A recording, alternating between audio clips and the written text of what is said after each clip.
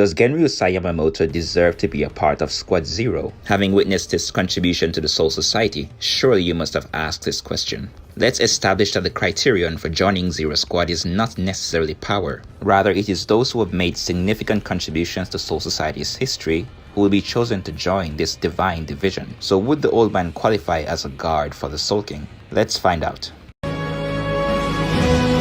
ようこそ私のソウルソサエティへ。仕方ないっすね。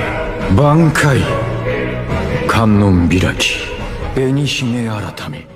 While there has been an exception in the form of Kenpachi Kuriashiki, the main criterion for joining Zero Squad is that your contribution must be seen as an embodiment of Soul Society's history. But surely protecting the Soul King, the most important being in the universe, requires power. But it's quite clear that Zero Squad has methods of empowering beings who enter their ranks. So again, does Genryusai's contributions merit a promotion to Zero Squad? Before I list his contributions, it should be noted that his position was extremely difficult to replace. The era in which he ruled required strength and dignity which no one else possessed. In other words, among the Gotei 13, as far as leaders go, he was the best choice. Even before Seirete was fully established, Genryusai was already praised as a young hero who clashed with ancient calamities like Ikomiki Tomoe, a time when the Shinigami did not yet possess their primary weapon. Afterwards, he went on to establish a school which taught Shinigami how to fight and helped to popularize swordsmanship. Then he went on to establish the Shinigami Academy, which in the current time is more than 2,000 years old. Here he taught students like Shunsui Kyoraku and Jushiro Ukitake, who would go on to fight for the sake of the Soul Society. Furthermore, this academy is responsible for training thousands of Shinigami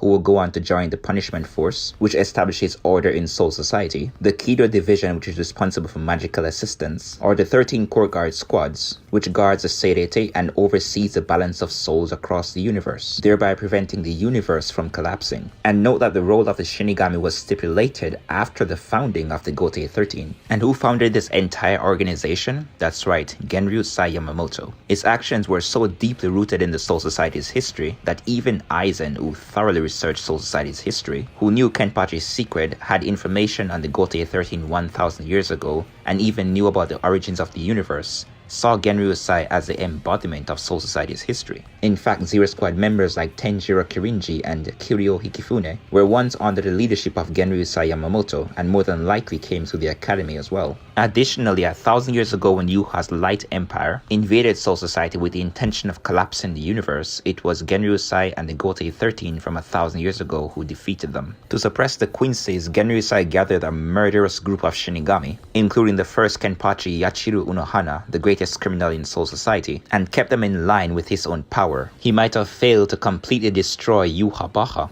but he did drive them into the shadows, forcing them to become a hidden empire, the Bandenreich. To the Shinigami, Genryusai became not only a teacher, but a role model of principle. And while the punishment of Kisuke Urahara and the Visors happened under his watch, it was Central 46 who was ultimately responsible for casting judgment upon them. And after the members were killed by Aizen, it was Genryusai who took on the role of Central 46 across Soul Society. The new members of Central 46 were so impressed by Genryusai's wisdom that even when the new members were elected, his words still held sway. And with that, he defended the rights of Kisuke Urahara, Yoroichi Shihoin, Tessai, and the Visors. In case you didn't know, this is why they were allowed to come back to Soul Society. Senjimaru created the Shihakusho, but Genryusai created the soldiers who wore them. Oetsu created the Zanpakuto, but it was Genryusai who taught the Shinigami how to use them. Do I think he's qualified to be a member of Squad Zero by contributions?